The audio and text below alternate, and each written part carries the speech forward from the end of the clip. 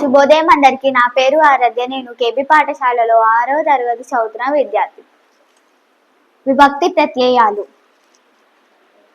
పదాల మధ్య అర్థ సంబంధాన్ని ఏర్పరచడానికి ఉపయోగించే వాటిని విభక్తి ప్రత్యయాలు అంటారు.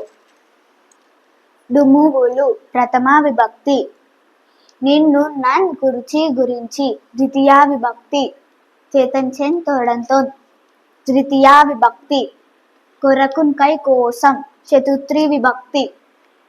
వలనన్ కంటెన్ పట్టి పంచమి విభక్తి. కిన్ కున్ లొక్క యొక్క లోన్ లోపల షష్ఠి విభక్తి. అన్నున్నన్ సప్తమి విభక్తి. ఓయ్, ఓరి, ఓరి, ఓసి సంబోధన ప్రథమ విభక్తి. ధన్యవాదాలు.